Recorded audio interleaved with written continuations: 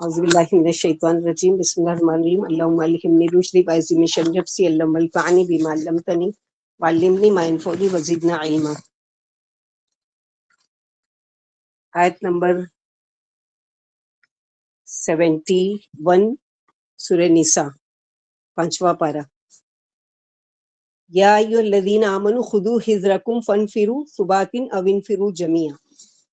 اے لوگو جو ایمان لائے ہو، اپنا بچاؤ اختیار کرو، احتیاط کرو، پھر نکلو چھوٹی جماعتوں میں یا نکلو سب اکٹھے ایک لشکر کی شکل میں. اس سے پہلے کہ اس رکوع کو ہم پڑھیں ایک بات جاننا ضروری ہے، اور وہ یہ کہ سورہ نساء غزوہ احد اور غزوہ احزاب کے درمیان کے وقت میں نازل ہوئی، اور یہ وقت ایسا تھا کہ جس میں مسلمانوں کو احد کے میدان میں شکست ہونے کی وجہ سے کچھ مشکلات کا سامنا تھا، اور ان مشکلات میں بڑی مشکل آئے دن کی افواہیں تھی. کس چیز کی افواہیں؟ کہ دشمن پھر سے حملہ کرنے والا ہے، اور اس لیے بھی کہ ابو سفیان نے واپسی کے وقت اپنے یعنی جنگ احد سے جب شکست کھا کر یہ گئے، یعنی یہ جنگ جیتی ہوئی ہار گئے اور ٹائی ہو گیا، یعنی دونوں کا معاملہ برابر ہو گیا. تو واپسی کے وقت اس نے کیا خطاب کیا تھا کہ میں جہاں اپنی کامیابی کا اعلان کرتا ہوں وہاں آئندہ سال پھر حملہ کرنے کا اعلان کرتا ہوں. ابو سفیان کے اعلان کی وجہ سے مدینے کے یہود، منافقین اور آس پاس کے دشمن قبائل کے حوصلے بڑھ گئے، اور ایک بار پھر سے اسلام دشمنی کی کوششیں تیز ہو گئی. یعنی بدر میں تو دب گئے تھے یہ، کیونکہ جیت مسلمانوں کی ہوئی تھی، لیکن جب جنگ احد جیتی ہوئی ہار گئے تو ان لوگوں کا حوصلہ بلند ہوا، اور اس کی وجہ سے آس پاس کے جو لوگ تھے اور مدینے کے اندر رہنے والے یہودی اور منافقین، تو ان کے حوصلے بڑھ گئے اور ایک بار پھر سے اسلام دشمنی کی کوششیں تیز ہو گئی. اس دوران یعنی احزاب تک احد سے مسلمانوں کو، مبلغین کو بھی قتل کیا گیا. یعنی آپ صلی اللہ علیہ وسلم نے کئی ایسے صحابہ کرام کو تیار کیا کہ وہ جا کر دوسرے قبائل میں جا کر دین کی تبلیغ کریں، تو ان کو دھوکے سے قتل بھی کیا گیا. مدینے میں ہر وقت خوف و ہراس کی کیفیت تھی اور پریشانی کا عالم تھا. اس پریشانی کا طریقہ حل بتایا جا رہا ہے کہ نکلو اپنے بچاؤ کے لیے. یعنی ابھی تک تو اللہ تعالیٰ نے حکم دیا تھا کفو ایدیکم، جیسے آگے آ رہا ہے، لیکن اب کیا ہے کہ اب نکلنا پڑے گا، کچھ کرنا پڑے گا، اس کا حل تلاش کرنا پڑے گا کہ نکلو اپنے بچاؤ کے لیے، کیونکہ صرف پریشان اور خوف زدہ رہنے سے مسائل حل نہیں ہو سکتے. یعنی بس بیٹھ کے ہم کوئی چیز کا رونا روتے رہیے، کام کیسے ہوگا، کب کس طرح سے کریں اور کون مدد کرے گا، نہیں، کچھ کرو. اس کے لیے ضروری ہے کہ انسان اس کے مقابلے کے لیے تیاری رکھے، اور ویسے بھی ظاہری اسباب کو اختیار کرنا کسی بھی خطرہ یا خوف کے مقابلے میں توکل کے منافی نہیں ہے. یعنی توکل کا معنی اللہ پر بھروسہ کرنا، کہ انسان صرف زبانی کلامی اللہ پر بھروسہ کر کے نہیں بیٹھ جائے کہ میں اللہ پر بھروسہ کرتا ہوں، اللہ تعالیٰ چاہیں گے تو ہماری مدد کے لیے کسی فرشتوں کو بھیج دیں گے، وہ کریں گے، نہیں، بلکہ عملی طور پر اپنے آپ کو اس کے لیے تیار بھی رکھا جائے کہ تیاری رکھو. اور تیاری میں چھوٹے گروہ میں نکلو یا بڑے گروہ میں. اگر دشمن کی تعداد کم ہے تو چھوٹا لشکر کافی ہے، اور اگر دشمن گروہ کی تعداد میں زیادہ ہے تو تم بھی بڑے گروہ کی صورت میں نکلو. کہا جا رہا ہے کہ تنہا اور اکیلے نہ نکلو، کہ تنہا شخص کو دشمن اچک لے گا. جیسے کہ کسی جنگل میں اگر کوئی تنہا کوئی بکری ہے تو بھیڑیا کیا کرتا ہے، اس کو اچک لیتا ہے، لیکن اگر وہ ریوڑ کی شکل میں ہوتی ہے، پورے گروپس کی شکل میں ہوتی ہے، تو جلدی ان کی ہمت نہیں ہوتی اس پر ہاتھ ڈالنے کی. جیسے کہ ایک روایت میں آتا ہے کہ بہترین ساتھی 4 ہیں، بہترین دستہ 400 کا ہے، اور بہترین لشکر 4000 کا. اس طرح سے کہ بہترین ساتھی یعنی کہیں سفر میں جا رہے ہیں، کوئی اکیلا انسان ہے، اگر وہ نکلتا ہے تو کیا ہے، ڈر ہے کہ اس کو کہیں بھی کوئی بھی نقصان پہنچا سکتا ہے. اس آیت میں مومنوں کو دشمن سے بچاؤ کرنے کا حکم ہے. یہ بات دشمن کے مقابلے کے لیے تیاری کرنے کو لازم ہے کہ اسلحہ، سامان، حرب اور آدمیوں کی کثرت سے مسلمان اللہ کی راہ میں جنگ کرنے کے لیے تیار رہیں. ثبات یعنی یک کے بعد دیگرے دستوں کی روانگی ہو یا اکٹھے ہو کر نکلیں، جو مناسب حال ہو کر وہ کریں. ابن عباس فرماتے ہیں ثبات سے جماعتیں مرادیں، یعنی متفرق دستے جو ٹھہر ٹھہر کر روانہ ہو، یعنی جیسا موقع محل ہو اس کے مطابق اس کی تیاری کی جائے. اگر یعنی اکٹھے ہی جیسے دشمن آ گیا ہے سامنے لڑنے کے لیے، اب وہ بڑی تعداد میں، تو اب چھوٹا لشکر اب جائے گا تو کیا اس کا مقابلہ کرے گا، تو پھر اس کے موقع محل کے مطابق اس کی تیاری کرو. وَإِنَّ مِنْكُمْ لَمَن لَّيُبَطِّئَنَّ فَإِنْ أَصَابَتْكُمْ مُصِيبَةٌ قَالَ قَدْ أَنْعَمَ اللَّهُ عَلَيَّ إِذْ لَمْ أَكُن مَّعَهُمْ شَهِيدًا، اور بے شک تم میں سے کچھ لوگ ایسے ہیں، اشارہ ہے منافقین کی طرف، ضرور تمہیں لڑائی سے باز رکھنے کی کوشش کرے گا اور تمہاری ہمت کو پست کرنے کی کوشش کرتے رہیں گے، یعنی خود بھی نہیں نکلیں گے اور دوسروں کو بھی بددل کریں گے۔ تو یہاں کہا جا رہا ہے کہ تم ان کی مت سننا، پھر اگر تم پر کوئی مصیبت پہنچے تو یہ منافقین تو ایسے ہیں کہ کہتے ہیں کہ اللہ نے تو مجھ پر انعام کیا کہ جب میں نہیں تھا ان کے ساتھ، نہیں تھا حاضر، یعنی جنگ احد میں مسلمانوں کو نقصان پہنچا، تو یہ منافق کیا کہنے لگے کہ یعنی سب منافقین کے شکر ہے کہ میں تو بہت خوش قسمت ہوں کہ ہم بچ گئے اس مصیبت سے جو ان مسلمانوں نے دیکھا، یعنی 70 سے زیادہ شہید کیے گئے اور جنگ جیتی ہوئی ہار بھی گئے۔ اور اس نے کیا کیا تھا عبداللہ بن ابی بن سلول نے کہ 1000 کا لشکر آپ لے کے نکلے تھے، اس میں سے 300 اپنے آدمی کو لے کے الگ ہو گیا تھا۔ تو یہاں پر وہی بتایا جا رہا ہے، کیونکہ کچھ لوگ اپنے آپ کو نہ کھپاتے ہیں نہ اپنی جانیں قربان کرتے ہیں۔ تو آج جو ہم امن و امان سے رہ رہے ہیں، کیا رہ سکتے تھے اگر یہ صحابہ کرام نے اس وقت قربانی نہیں دی ہوتی، اس وقت جنگ کر کے اور دین کو ابھار کر اور دین کے لیے اتنی کوششیں کر کے اس طرح سے آج امن کے ساتھ ہمارے پاس اسلام آیا نا کہ ہم آسانی سے اس کو قبول کر سکتے ہیں۔ تو یہ ان کی قربانی کا نتیجہ ہے کہ آج اسلام دنیا میں معروف اور پھیلا ہوا ہے۔ تو یہ آیت منافقوں کے بارے میں اتری، آیت نمبر 72، یعنی جہاد سے خود بھی پیچھے رہیں اور دوسروں کو بھی جہاد میں نہ جانے دیتے، جیسا کہ عبداللہ بن ابی کیا کرتا تھا، خود بھی جہاد میں شامل نہیں ہوتا تھا اور لوگوں کو بھی جانے سے روکتا تھا۔ اسی وجہ سے حق تعالیٰ نے منافقوں کی طرف سے خبر دیتے ہوئے فرمایا کہ وہ جہاد میں شامل نہیں ہوتے، پھر اگر تم کسی مصیبت میں مبتلا ہو جاؤ، یعنی تمہیں شہادت مل جائے اور دشمنوں کا غلبہ ہو جائے، اگر حکمت الہیہ میں یہی بات ہو تو وہ کہتا ہے کہ اللہ نے مجھ پر بڑا انعام فرمایا کہ میں اس جنگ میں شامل نہیں ہوا، تمہارے ساتھ نہیں تھا، اپنی غیر موجودگی کو وہ اللہ کی نعمت شمار کرتا ہے، جبکہ بد نصیب ہے وہ، نعمت تو ان کے لیے ہوئی جو جنگ میں کام آ گئے، جو اللہ تعالیٰ کے لیے اپنی جان دے دیے، ان لوگوں نے تو اپنی آخرت بنا لی۔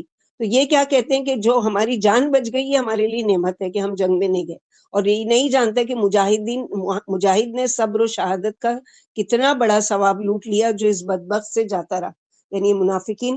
اسی لیے پوری ایک سورہ اللہ سبحانہ و تعالیٰ نے سورہ منافقون کی نازل کی، اور الحمدللہ کل ہی ہم لوگوں نے اس کو پڑھا اپنے دوسرے بیچ میں۔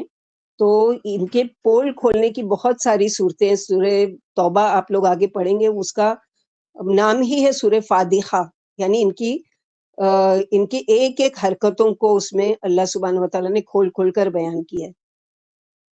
وَلَئِنْ أَصَابَكُمْ فَضْلٌ مِّنَ اللَّهِ لَيَقُولَنَّ كَأَن لَّمْ تَكُن بَيْنَكُمْ وَبَيْنَهُ مَوَدَّةٌ يَا لَيْتَنِي كُنتُ مَعَهُمْ فَأَفُوزَ فَوْزًا عَظِيمًا۔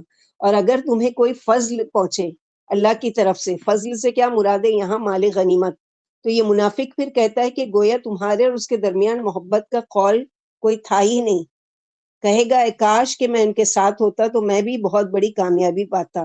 گویا منافقوں کی ساری دلچسپی دنیا سے ہے، دنیا کے مال سے ہے، دین سے اس کو کوئی غرض نہیں ہے، اسی لیے تو وہ مشکل کے وقت تو پیچھے رہتے ہیں، اور جب کوئی فائدہ ہوتا ہے دنیاوی فائدہ تو اس وقت آگے آگے رہنا چاہتے ہیں۔ تمہاری ذات سے ان کو کوئی دلچسپی نہیں ہے، بس دنیا کی محبت، یعنی جیسے بولتے ہیں نا کہ چت بھی میرا اور پٹ بھی میرا، یعنی ایسے بھی ہم اور ویسے بھی ہم، ہمیشہ صرف اپنے مطلب کی بات، جیسے کہ ایک چالاک شخص ہمیشہ کیا کرتا ہے؟ اپنے فائدے کی بات کرتا ہے۔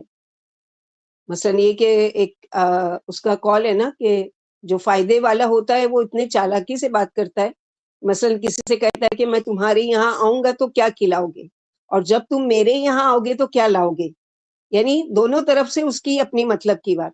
تو یہ منافقانہ طرز عمل ہے، کسی مسلمان میں ایسی مطلب پرستی نہیں ہوگی۔ ہمارے بیچ بھی کچھ لوگ، آپ لوگوں میں سے بھی ملنا جلنا ہوگا ایسے لوگوں کا، صرف اپنا مطلب، دوسرے مرحلے جیسے اس کو اس سے کوئی غرض ہی نہیں ہے، یعنی اس کا فائدہ ہے تو وہ آپ کے ساتھ ہے، اگر وہ اس کا فائدہ نہیں ہے دنیاوی تو وہ آپ سے بات بھی نہیں کرنا پسند کرے گا، آپ سے ملنا بھی نہیں پسند کرے گا، آپ سے سلام دعا رکھنا بھی نہیں پسند کرے گا۔ تو اس طرح کے لوگ تو ایسے مدینے میں منافقین ہوتے تھے۔ یہاں پر مومنوں کو یہ کہا جا رہا ہے، یعنی مومن مجاہد کو اللہ کی راہ میں ان سے جنگ کرنی چاہیے جو دنیاوی زندگی کو آخرت کے بدلے خرید رہے ہیں اور اپنا دین فروخت کر کے تھوڑی سی دنیا حاصل کر لیتے ہیں۔ یہ عادت ان میں کفر کی اور ایمان نہ لانے کی وجہ سے پیدا ہوئی ہے۔ فرمایا ہر مجاہد کو خواہ وہ شہید ہو جائے یا غالب آ جائے، ہر حالت میں بڑا بھاری ثواب ہے۔ جیسا کہ بخاری میں آیا ہے کہ اللہ کی راہ میں جہاد کرنے والوں کے لیے اللہ اس بات کا ضامن ہو گیا کہ اگر انہیں فوت کر دے تو جنت میں داخل کریں گے یا ثواب اور مال غنیمت کے ساتھ گھر واپس آئیں گے جہاں سے وہ جہاد کے لیے روانہ ہوئے۔ تو یہاں پر ان کی یہی چیز کے لیے بتایا جا رہا ہے کہ یہ آپ کے ساتھ اگر آئیں گے بھی تو کس لیے آئیں گے کہ ان کو دنیاوی فائدہ ہو، یعنی دین کے فتح و نصرت کے لیے نہیں آگے آئیں گے، یا دین کو کوئی فائدہ ہو اس لیے نہیں وہ آئیں گے، کیونکہ دین کو تو پسند ہی نہیں کرتے تھے، نہیں تو مجبوراً دین میں آئے تھے۔ فَلْيُقَاتِلْ فِي سَبِيلِ اللَّهِ الَّذِينَ يَشْرُونَ الْحَيَاةَ الدُّنْيَا بِالْآخِرَةِ وَمَنْ يُقَاتِلْ فِي سَبِيلِ اللَّهِ فَيُقْتَلْ أَوْ يَغْلِبْ فَسَوْفَ نُؤْتِيهِ أَجْرًا عَظِيمًا۔ بس چاہیے کہ جنگ کریں اللہ کی راہ میں، اللہ کے دین کی ترقی کے لیے، یعنی جنگ میں کیا کرنا ہے؟ اللہ کے دین کی ترقی کے لیے جنگ کرنا ہے، نہ کہ مال غنیمت حاصل کرنے کے لیے یا شہادت کی نیت سے۔ اور یہ وہی کر سکتا ہے جو آخرت کے بدلے دنیا کی زندگی کو فروخت کر دے۔ آخرت کے بدلے دنیا نہ قربان کر سکے تو اس کی کوئی قربانی قابل قبول نہیں ہے۔ اس کے بارے میں حدیث میں آتا ہے کہ ابو موسیٰ اشعری فرماتے ہیں کہ ایک شخص نبی صلی اللہ علیہ وسلم کے پاس آیا اور کہنے لگا، کوئی شخص مال غنیمت کے لیے لڑتا ہے، کوئی شہرت اور ناموری کے لیے، کوئی اپنی بہادری دکھانے کے لیے، کوئی غصے اور قومی دشمنی کا بدلہ لینے کے لیے، ان میں سے کون اللہ کی راہ میں لڑتا ہے؟ یعنی صحیح معنوں میں کون جہاد کر رہا ہے اللہ کی راہ میں؟ تو آپ صلی اللہ علیہ وسلم نے فرمایا اللہ کی راہ میں لڑنے والا صرف وہ ہے جس کا مقصد یہ ہو کہ اس سے اللہ کا کلمہ بلند ہو، یعنی اللہ کی خاطر خالص جو کرے، اس کا اور کوئی مقصد نہیں ہو۔ جیسے وہ شعر ہے نا، نہ مال غنیمت نہ کسرو کسائی۔ اور ایک مومن کا تو جو مقصد ہے وہ کیا ہے؟ اللہ تعالیٰ کی رضا و خوشنودی۔ یہ نہیں ہے کہ ہم کو فتح میں نصیب ہو جائے یا ہم کو وہ، لیکن ایک دل میں تمنا تو ہوتی ہے، لیکن اس لیے نہیں صرف وہ کرتے ہیں کہ ہم کو ضرور کامیابی ناکامی یہ کس کے اختیار میں؟ اللہ سبحانہ و تعالیٰ کے، کسی کے اختیار میں نہیں کہ وہ کسی کو کوئی کامیابی دے۔ ہاں اسباب میں سے یہ ہے کہ ہتھیار لو اور جنگ کے لیے نکلو اور لوگوں سے مقابلہ کرو، لیکن فتح دینا، نصرت وہ کرنا، یہ کس کے اختیار میں؟ اللہ سبحانہ و تعالیٰ کے۔ اور کس کے لیے جنگ کرنا ضروری ہے؟ وَمَا لَكُمْ لَا تُقَاتِلُونَ فِي سَبِيلِ اللَّهِ وَالْمُسْتَضْعَفِينَ مِنَ الرِّجَالِ وَالنِّسَاءِ وَالْوِلْدَانِ الَّذِينَ يَقُولُونَ رَبَّنَا أَخْرِجْنَا مِنْ هَٰذِهِ الْقَرْيَةِ الظَّالِمِ أَهْلُهَا وَاجْعَل لَّنَا مِن لَّدُنكَ وَلِيًّا وَاجْعَل لَّنَا مِن لَّدُنكَ نَصِيرًا۔ اور کیا ہے تم کو کہ تم اللہ کی راہ میں جنگ نہ کرو گے؟ اور جو کوئی قتال کرے گا، پچھلی آیت کا ایک وہ چھوٹ گیا تھا، وَمَن يُقَاتِلْ فِي سَبِيلِ اللَّهِ فَيُقْتَلْ أَوْ يَغْلِبْ فَسَوْفَ نُؤْتِيهِ أَجْرًا عَظِيمًا۔ اور جو کوئی قتال کرے گا اللہ کی راہ میں، پھر شہید ہو جائیں یا غالب آ جائیں، پھر عنقریب ہم دیں گے اس کو اجر بہت ہی بڑا۔ ایک مومن اس سے کوئی غرض نہیں رکھتا کہ جیت ہوئی یا ہار ہوئی، اللہ کے یہاں تو اس کا اجر محفوظ ہو گیا، تو عنقریب ہم ان کو اجر دیں گے بہت بڑا۔ نکلو تو صحیح، محنت دیکھی جائے گی، کوشش دیکھی جائے گی، جو تکلیف اٹھا رہے ہو وہ دیکھا جائے گا، باقی تو سب کچھ اللہ کے ہاتھ میں ہے کہ باوجود ہم اپنی ساری کوششوں کے ہم اللہ کے دین کی کتنی خدمت کر سکتے ہیں، یہ تو اللہ کو پتہ ہے۔ کیونکہ قیامت کے دن کئی پیغمبر ایسے اٹھیں گے کہ ان کے ساتھ صرف ایک ایمان والا ہوگا، کسی کے ساتھ کوئی ایک بھی نہیں ہوگا، کسی کے ساتھ 2 ہوں گے، کسی کے ساتھ 10 ہوں گے۔ نوح علیہ السلام نے 950 سال تبلیغ کی، لیکن ان پر ایمان لانے والے صرف 80 لوگ تھے۔ جیسے کہ حدیث میں نبی صلی اللہ علیہ وسلم نے فرمایا، قیامت کے دن میں دیکھوں گا کہ لوگوں کا ایک ہجوم یعنی آ رہا ہے، یہ اور مجھ سے کہا جائے گا کہ یہ میری امت، کہا جائے گا کہ نہیں یہ موسیٰ علیہ السلام کی، یعنی میں بڑی ایک امت کو دیکھوں گا اور میں کہوں گا کہ کیا یہ میری امت ہے؟ تو مجھ سے کہا جائے گا کہ نہیں یہ موسیٰ علیہ السلام کی امت ہے، آپ دائیں طرف دیکھیے، جب میں دائیں طرف دیکھوں گا تو ایک ہجوم ایک بڑا سیلاب کی شکل میں ہوگا، تو اس کے لیے کہا جائے گا کہ پھر یہ تمہاری امت ہے۔ اللہ سبحانہ و تعالیٰ یہاں یہی کہ کیوں نہیں تم جنگ کرو، وما لکم، کیا ہے تم کو کہ نہیں تم جنگ کرو گے اللہ کے راستے میں۔ حالانکہ کمزور اور بے بس سمجھے گئے مسلمانوں میں سے، مردوں میں سے اور عورتوں میں سے اور بچوں میں سے، اشارہ ہے یہاں ان مسلمانوں کی طرف جو مکے میں مسلمان تو ہو چکے تھے یا مکے کے آس پاس قبائل میں سے، لیکن وہ ہجرت نہیں کر سکتے تھے کیونکہ کمزور تھے۔ حضرت عبداللہ بن عباس رضی اللہ تعالیٰ عنہ جب یہ آیت پڑھتے تھے تو کہتے تھے کہ میں اور میری والدہ بھی اس وقت مکے میں تھے جب یہ آیت اتری، اور ہم بھی ان لوگوں میں سے تھے جو ہجرت نہیں کر سکتے تھے، باوجود یہ کہ ہم بھی مسلمان تھے۔ فرمایا کہ تم ان مسلمانوں کو جو کمزور ہیں، مظلوم ہیں، تم ان کو دشمنوں کے ظلم و ستم سے نجات نہیں دلاؤ گے۔ آپ صلی اللہ علیہ وسلم ان مسلمانوں کے لیے بطور خاص دعا بھی کیا کرتے تھے، جیسے کہ حدیث میں آتا ہے کہ فجر کی نماز میں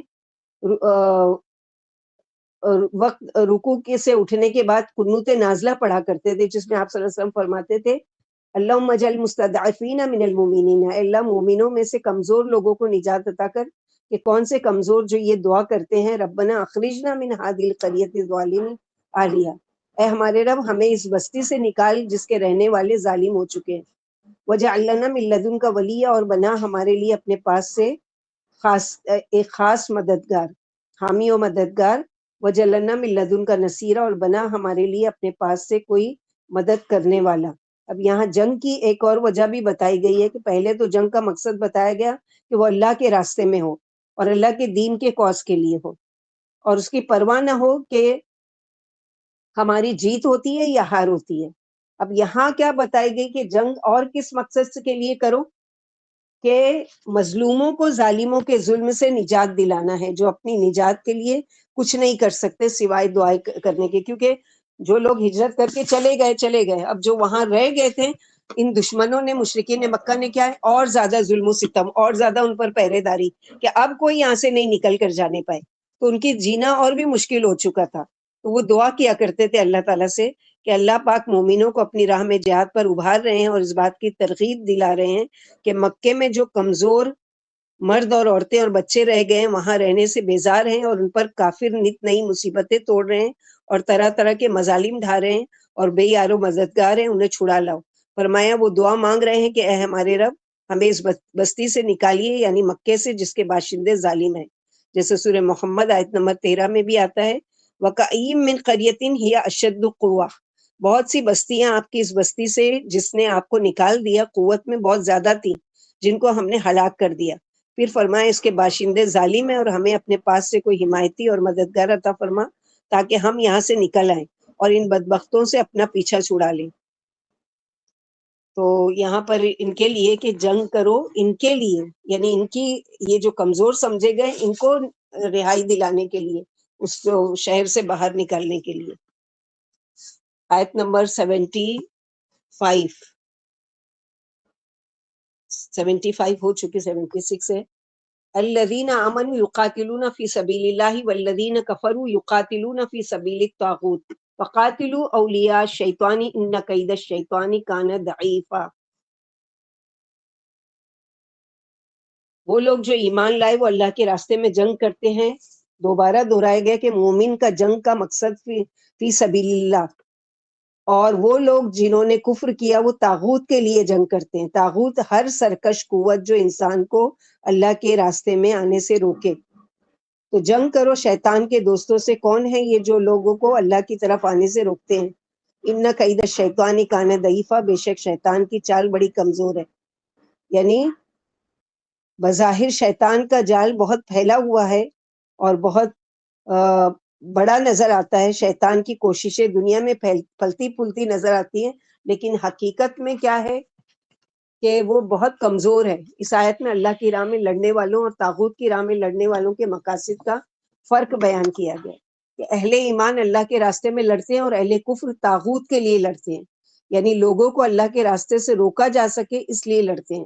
تو مسلمانوں کو کہا گیا کہ لڑو کس سے؟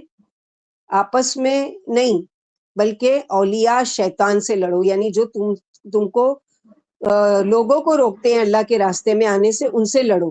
اور یاد رکھو ڈرنے کی ضرورت نہیں ہے، شیطان کی چالیں بہت کمزور ہیں، ان سے مت گھبراؤ، جیسے سورہ آل عمران میں پڑھ چکے نا، فلا تخشوہم واخشونی، اور وہ ہے کہ وہ شیطان کے اولیاؤں سے ایسے ڈرتے ہیں کہ جیسے اللہ سے ڈرنا چاہیے۔ تو اللہ تعالیٰ یہاں پر یہی بتا رہے ہیں، یعنی ایمان والے اللہ کی اطاعت و خوشنودی کے لیے جنگ کرتے ہیں، اور کافر شیطان کو خوش کرنے کے لیے۔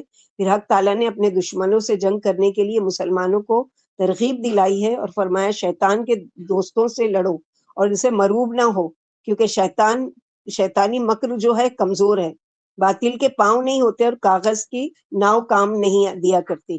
تو شیطان کا مکر تو اتنا کمزور ہے کہ ایک اگر اس کی قریب ہونے کا احساس اگر آپ کو ہو اور آپ ایک اعوذ باللہ من الشیطان الرجیم پڑھتے ہو تو وہ ایسی زور سے بھاگتا ہے، یا جہاں پر اللہ کا ذکر ہوتا ہے وہاں سے ایسی زور سے بھاگتا ہے کہ یعنی اس کا کوئی زور نہیں چلتا اس یعنی اللہ تعالیٰ کے ذکر، جہاں پر اللہ کا ذکر آئے، جہاں اللہ کی مجلسیں ہوں، جہاں پر وہ، تو اتنا کمزور ہے وہ کہ ایک اعوذ باللہ من الشیطان الرجیم سے بھاگ جاتا ہے۔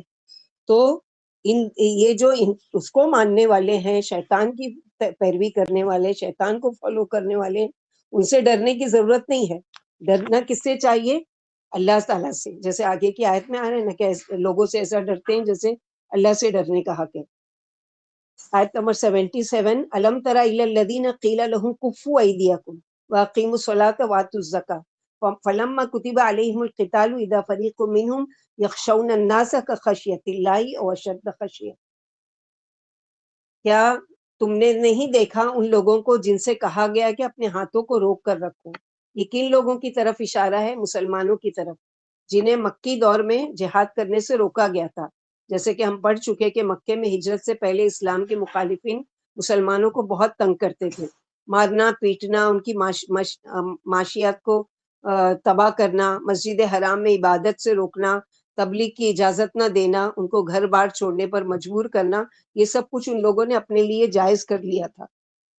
جو شخص بھی اسلام قبول کر لیتا ہر طرح سے اس پر دباؤ ڈالتے کہ کسی طرح یہ واپس دین سے پھر جائے۔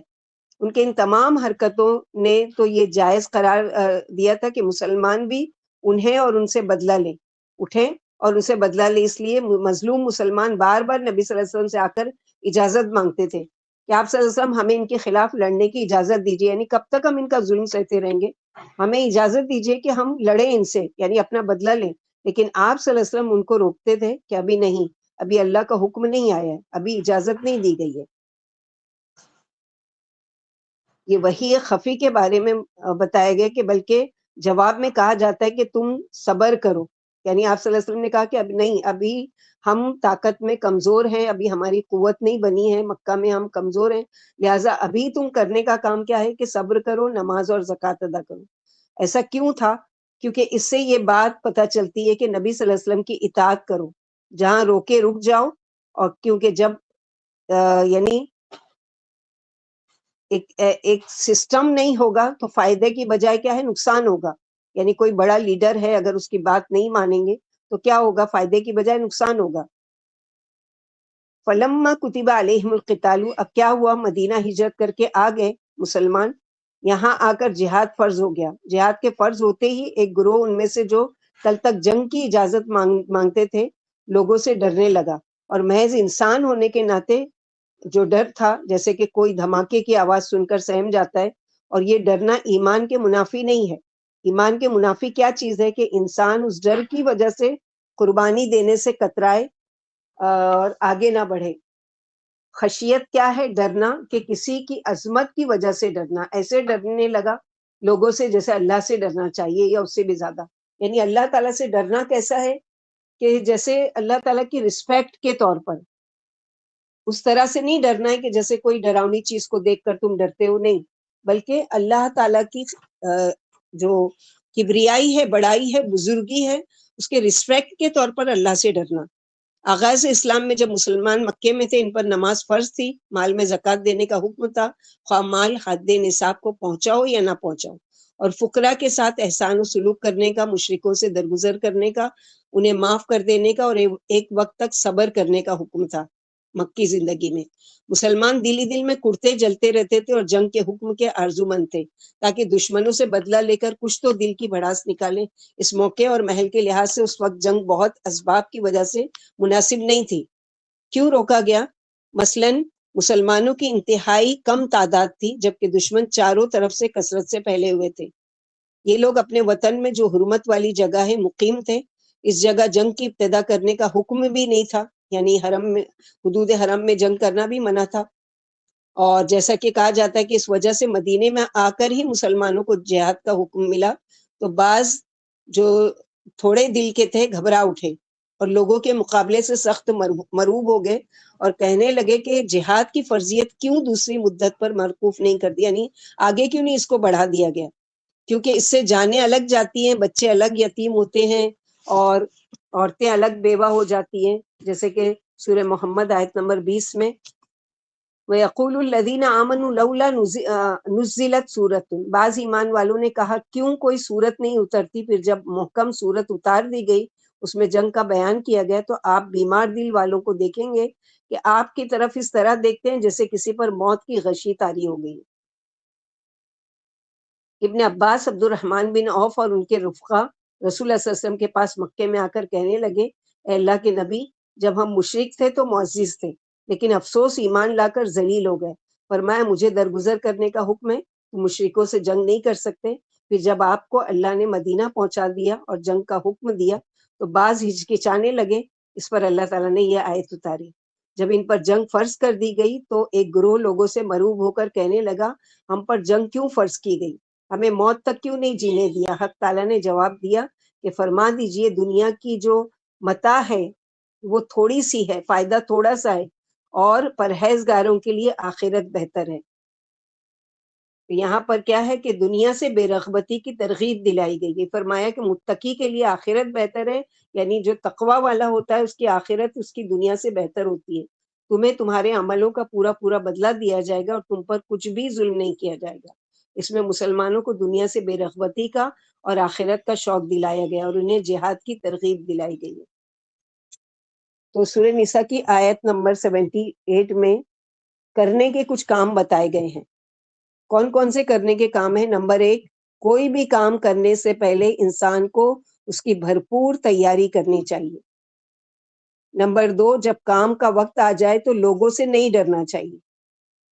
نمبر 3، ہمارے دل میں سب سے زیادہ ڈر اللہ کا ہونا چاہیے، جیسے آل عمران میں الذین قال الناس ان الناس قد جمعوا لكم فاخشوا فزادتهم ایمانا وقالوا حسبنا اللہ ونعم الوکیل۔ جب لوگوں نے ڈرایا کہ آ رہے ہیں لوگ تم پر حملہ کرنے، تو ان لوگوں نے کیا کہا کہ ہمارے لیے اللہ کافی ہے، یعنی ہم لوگوں سے نہیں ڈرتے، ایسا ایمان پیدا کرو۔ چوتھی چیز اس باجی آیت میں، نمبر 2 بولو نا باجی ایک بار پھر سے، 2 سے۔ اس آیت میں کرنے کے کام کون کون سے ہیں؟ نمبر 1، کوئی بھی کام کرنے سے پہلے انسان کو اس کی بھرپور تیاری کرنی چاہیے، یعنی بس ایسے ہی کوئی کام کے لیے جوش میں آئے اور کھڑے ہو گئے نہیں، بلکہ اس کے لیے تیاری کرو کہ کیسے ایک ڈسپلین تیار کرو، ایک پروگرام بناؤ، ایک وہ ہونا چاہیے کیسے یہ کام کیا جائے، تیاری کرو۔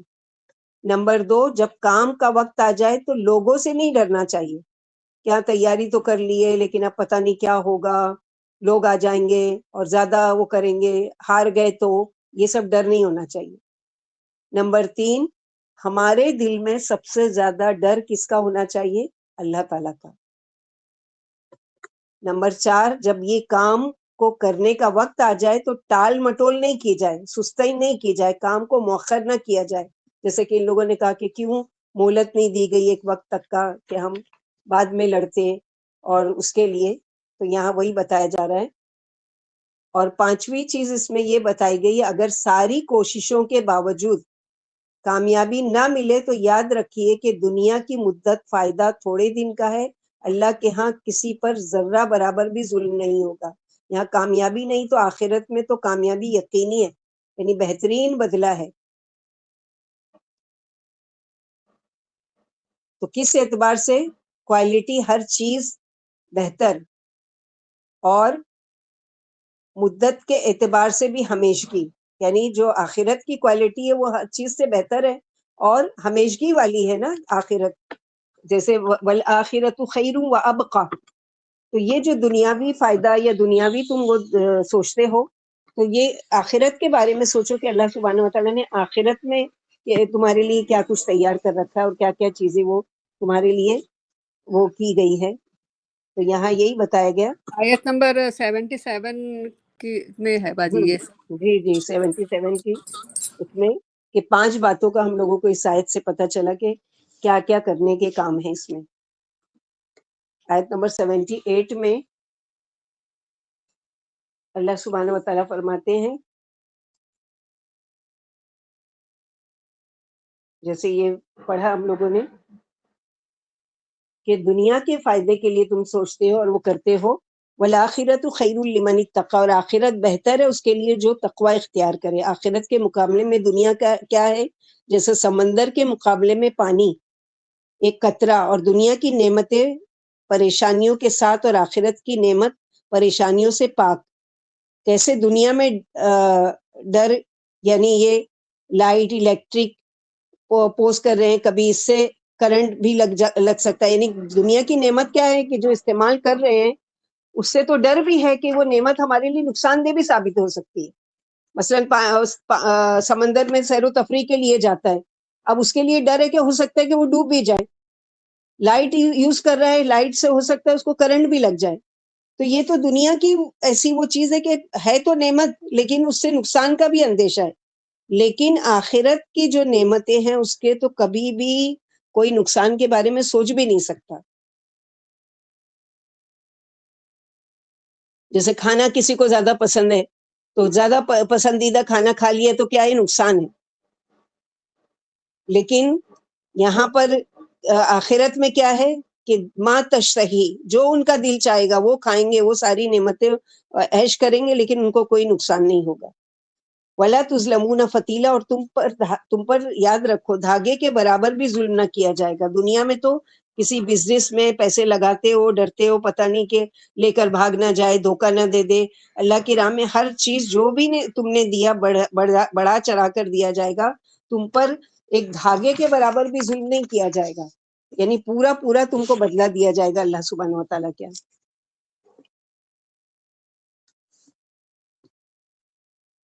آگے کی آیت ہے آیت نمبر 78. اینما تکونوا یدرککم الموت ولو کنتم فی بروج مشیدہ وان تصبهم حسنۃ یقولوا هذه من عند اللہ وان تصبهم سیئۃ یقولوا هذه من عندک قل کل من عند اللہ فما لهؤلاء القوم لا یکادون یفقهون حدیثا. یعنی جہاں کہیں بھی تم ہو موت تم کو آ پکڑے گی. پیچھے جنگ میں نکلو، قتال کرو اللہ کی راہ میں. اس پر بات ہو رہی ہے کہ آگے مزید بتایا جا رہا ہے کہ کیا موت کے ڈر سے تم گھروں سے نہیں نکلتے؟ تو جہاں کہیں بھی تم ہوگے تم کو موت آ پکڑے گی، خواہ تم مضبوط قلعے میں کیوں نہ بند ہو جاؤ.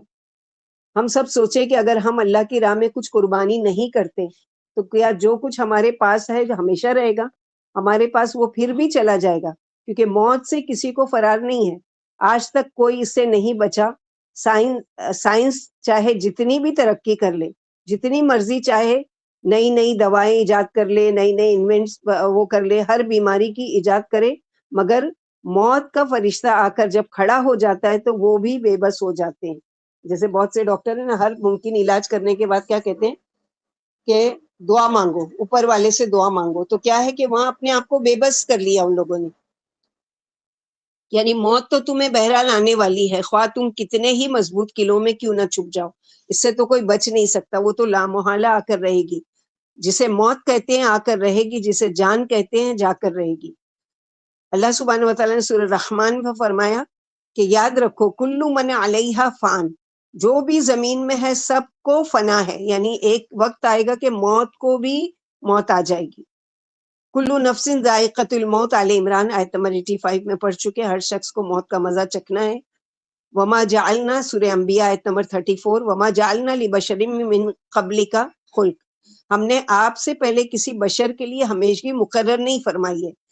یعنی آپ صلی اللہ علیہ وسلم کے لیے اس آیت میں وہ کیا گیا ہے کہ جیسے لوگ سمجھتے ہیں کہ اللہ کے رسول صلی اللہ علیہ وسلم پردہ کر گئے ہیں اور آپ اپنی قبر میں زندہ ہیں. بے شک زندہ ہیں، اور یعنی اللہ تعالیٰ جیسے کہ اللہ کے نبی صلی اللہ علیہ وسلم نے فرمایا کہ ہم انبیاؤں کے جسموں کو مٹی نہیں کھاتی، لیکن اس کی کیفیت کیا ہے، وَلَٰكِن لَا تَشْعُرُونَ، تم نہیں سمجھ سکتے.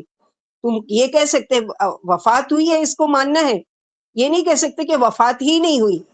بعض لوگ کہتے ہیں نہیں نہیں، بہت گستاخی کی بات ہے کہ آپ صلی اللہ علیہ وسلم کے بارے میں یہ کہا جائے کہ نعوذ باللہ آپ کی وفات ہو گئی. تو وفات نہیں ہوئی تو آپ صلی اللہ علیہ وسلم کی بیویوں نے پھر عدت کیوں گزاری؟ آپ کی وراثت جو علم ہے وہ کیسے تقسیم کیا گیا، اور آپ کو کیسے غسل دیا گیا، کفنایا گیا، دفنایا گیا، یہ سب کیوں کیا گیا جب آپ وفات نہیں ہوئی؟ تو یہ چیز کسی کے لیے بھی ہمیشگی نہیں ہے سوائے اللہ تعالیٰ کی ذات کے، کہ کلو من علیہا فان ویبقی وجہ رب، ہر چیز جو زمین پر ہے وہ فنا ہو جائے گی سوائے اللہ سبحانہ و تعالیٰ کی ذات کے. غرض یہ کہ ہر شخص کے سر پر موت کا نقارن بج رہا ہے، لا محالہ ملک الموت کسی نہ کسی دن آ کر ضرور گلا دبا لے گا. جہاد کرو یا نہ کرو، یعنی جہاد کرنے سے ڈرتے ہو کہ موت آ جائے گی، تو یاد رکھو موت تو تمہارے بستر پر بھی آ سکتی ہے. موت تو پھر بھی آئے گی، اس کی ایک مقررہ مدت ہے جس پر وہ ضرور آئے گی. خالد بن ولید یعنی کیسے یہ صحابی تھے کہ کفار مکہ کی طرف سے مسلمانوں سے لڑتے تھے، اور بعد میں مسلمان ہونے کے بعد کفاروں سے لڑتے تھے، اور کئی جنگیں، کئی ہزار جنگیں انہوں نے جیتی ہیں. یعنی ایک گارنٹی ہوتی تھی کہ جس جنگ میں خالد بن ولید جائیں گے وہ جنگ جیتی ہی جائے گی، اس چیز کا وہ ہوتا. لیکن وہ جب اپنے گھر میں اپنے بستر پر موت کے گھیرے میں گھر گئے تو بولے اللہ کی قسم میں فلاں فلاں میدانوں میں لڑائیوں میں رہا، میرا کوئی عضو ایسا نہیں ہے، یعنی جسم کا کوئی پارٹ ایسا نہیں ہے جس میں نیزوں کا یا تیروں کا یا تلواروں کا زخم نہ ہو. اب دیکھو میں اپنے بستر پر مر رہا ہوں، اللہ کرے بزدلوں کی نیند اڑ جائے، ان کی پلک کبھی نہ جھپکے. بروج مشیدہ سے محفوظ سرب فلک قلعے جہاں پہرا لگا ہوا ہو مراد ہے، آسمانی بروج مراد نہیں ہے. اگرچہ موت وہاں پر بھی آ کر رہے گی، یعنی پہرا ہونے سے اور قلعہ بند ہو جانے سے موت نہیں رکتی، پہرے داروں کے پہرے رکھے رہ جاتے ہیں، اور موت اپنی خونی پنجے قلعوں میں گھس کر انسان کے جسم میں جا کر گاڑ لیتی ہے. جو موت کے اسباب سے ڈرا وہ اسے پہنچ ہی جائے گی، خواہ سیڑھی لگا کر آسمان پر کیوں نہ چڑھ جائے. حسنتن سے فراخی، آسودہ حالی، پھلوں کی فراوانی، پیداوار کی کثرت اور اولاد کی زیادتی مراد ہے. ابن عباس وغیرہ کہتے ہیں سیئہ سے قحط، خشک سالی، گرانی، پھلوں اور پیداوار کی کمی، اولاد، جانوروں کی موت وغیرہ مراد ہے. پھر حق تعالیٰ نے ان لوگوں کی مذمت کی جو شک و شبے سے، نادانی و انجان پنے سے اور کثرت جہالت و ظلم سے یہ بات کہہ رہے ہیں. پھر فرمایا کہ ان لوگوں کو کیا ہو گیا کہ بات سمجھتے ہی کیوں نہیں، یعنی ان کو بات سمجھ میں کیوں نہیں آتی ہے کہ یہ موت کے ڈر سے نہیں نکلنا چاہتے. جیسے یہ تو بروج مشیدہ ہم تو قلعوں کا تصور کر سکتے ہیں، وہ کر سکتے، آج کے دور میں ہم اس کو کیسے سمجھیں گے؟ مثلاً کوئی آئی سی یو میں ہوتا ہے، چاروں طرف ڈاکٹرز کی ٹیم وزٹرز کو دیکھنے کا الاؤڈ نہیں، اور سب آس پاس اتنی پہرے داری، اتنا وہ کہ وہاں پر بالکل کولڈ روم، یعنی اس میں کوئی کھڑکی نہیں، کوئی دروازہ نہیں، کچھ نہیں، لیکن بالکل موت کا فرشتہ، اس کے لیے یہ ساری پابندیاں نہیں ہیں کہ دروازہ کھول کر آئے یا کھڑکی کھول کر آئے یا روشن دان سے آئے یا کہاں سے آئے، نہیں. اللہ تعالیٰ کا حکم ہے، بس وہ آتے ہیں اور آ کے پلک جھپکتے جب وقت ہوتا ہے سب کے بیچ میں سے اٹھا کر لے جاتے ہیں، کوئی کچھ بھی نہیں کر سکتا. جیسے ہم لوگوں نے پڑھا نا کہ سائنس نے اتنی ترقی کی لیکن یہاں تک نہیں پہنچے کہ کسی کو موت سے روک سکے. تو یہ چیز ہے کہ جیسے قیامت کے دن کہا جاتا ہے کہ موت کو بھی موت کیسے آئے گی، کہ جب جنت والے جنت میں چلے جائیں گے اور جہنم والے جہنم میں چلے جائیں گے تو اللہ سبحانہ و تعالیٰ فرشتوں سے کہیں گے کہ ایک دمبا لے کر آؤ اور اس کو ذبح کر دو، اور اس کو ذبح کر دیا جائے گا اور کہا جائے گا کہ یہ موت تھی، اب موت کو بھی موت آ گئی. تو اس کی وجہ سے جو جنتی ہیں وہ اس خوشی میں، یعنی اگر اتنی خوشی ہوگی ان کو کہ اچھا موت کو موت آ گئی، یعنی جنت میں اب ہم کو کبھی بھی موت نہیں آئے گی، ہم ہمیشہ رہیں گے، تو کہا جاتا ہے روایت میں کہ اتنی خوشی ہوگی اس بات سے کہ وہ اگر خوشی سے مر سکتے تو مر جاتے. اسی طرح جہنمیوں کی اتنی مایوسی ہوگی کہ موت کو موت آ گئی، یعنی اب ہم سزا ہمیشہ بھگتیں گے. تو کہا جاتا ہے کہ پھر اس صدمے کی وجہ سے اگر وہ مرنا چاہتے تو ان کو موت اگر آ سکتی تو وہ موت کو پسند کرتے، لیکن موت کو بھی موت آ گئی ہے. تو تو یہ ہر چیز ہے، ہم لوگوں کا جو ٹاپک ابھی چل رہا ہے وہ یہ قبر کی زندگی اور موت کا اور یہ ساری چیزیں، کہ یہ ایسی ہے کہ جیسے کہ اللہ کے نبی صلی اللہ علیہ وسلم نے فرمایا کہ لذت کو توڑنے والی چیز، کثرت سے موت کو یاد کرو. یعنی دنیا میں تمہارا دل لگا ہوا ہے اور دنیاوی ساز و سامان میں تمہاری جان اٹکی ہوئی ہے، تو یاد رکھو کہ اگر موت کا وقت آ کر کھڑا ہو جائے گا فرشتہ تمہاری روح کو قبض کرنے کے لیے، تو یاد رکھو پھر تمہاری یہ ساری لذتیں بھی پیچھے چھوٹ جائیں گی، سارے رکے ہوئے کام بھی پیچھے رہ جائیں گے اور سب کچھ رہ جائے گا، اور تم ان کے بیچ میں سے نکل کر چلے جاؤ گے. تو بہتر کیا ہے کہ اپنی زندگی میں اپنے ان کام کو تکمیل تک پہنچائیں نا، اس کام کو کریں جس کا ارادہ کیا ہم نے اچھے کام کا، کہ اپنی زندگی میں اس کو پورا کر لیں. کیا بھروسہ کہ اللہ سبحانہ و تعالیٰ کے وہاں سے مہلت ہی نہ ملے، یا کم از کم ہم نے کوئی کام کی اگر نیت کی ہے تو انشاءاللہ باذن اللہ اللہ سبحانہ و تعالیٰ کے وہاں اس کا اجر تو ملے گا، کہ ہاں اللہ تعالیٰ میں نے کوشش کی تھی، میں نے ارادہ کیا تھا، اب مجھے موقع نہیں ملا تو میں کیا کر سکتی تھی. تو یہاں پر اسی کے لیے بتایا گیا ہے کہ وَإِن تُصِبْهُمْ حَسَنَةٌ يَقُولُوا هَذِهِ مِنْ عِنْدِ اللَّهِ، اور اگر ان منافقوں کو کوئی بھلائی پہنچتی ہے تو یہ کہتے ہیں یہ اللہ نے ہمیں نعمت دی ہے. وَإِن تُصِبْهُمْ سَيِّئَةٌ، اور اگر ان کو کوئی تکلیف پہنچتی ہے تو کہتے ہیں یہ آپ کی وجہ سے آئی ہے. نبی صلی اللہ علیہ وسلم کو یعنی ایک طرح سے نعوذ باللہ آپ کو یعنی ذمہ دار ٹھہراتے تھے اپنے نقصان کا. مثلا جنگ احد میں مسلمانوں کو جو نقصان ہوا، شکست ہوئی، تو منافقین نے آپ صلی اللہ علیہ وسلم کو بلیم کیا کہ آپ کی بے تدبیری کی وجہ سے، یعنی آپ نے ڈسپلن قائم نہیں کیا اس لیے یہ جنگ ہار گئے. حالانکہ آپ صلی اللہ علیہ وسلم کی کسی تدبیر میں کوئی کمی نہیں تھی، اس کی اصل وجہ کچھ اور تھی، مگر نقصان کا ذمہ دار نبی صلی اللہ علیہ وسلم کو ٹھہرا رہے ہیں کہ آپ کی وجہ سے یہ ہوا. تو کہا جا رہا ہے اللہ تعالیٰ، آپ صلی اللہ علیہ وسلم تو خاموش رہتے تھے، اپنی طرف سے کبھی جواب نہیں دیتے تھے، تو آپ صلی اللہ علیہ وسلم کی طرف سے اللہ جواب دے رہے ہیں کہ قل کل من عند اللہ. آپ صلی اللہ علیہ وسلم کہہ دیجئے ان سے کہ سب کچھ اللہ کی طرف سے ہے، یہ اللہ کا فیصلہ تھا. ہر ایک مسلمان کو اپنی تکلیف کے موقع پر اپنی تقدیر پر راضی ہونا چاہیے کہ تدبیر کے باوجود جب تکلیف آ گئی تو یہ اللہ کی مرضی تھی. جیسے کہ ایک صحابی کا واقعہ آتا ہے کہ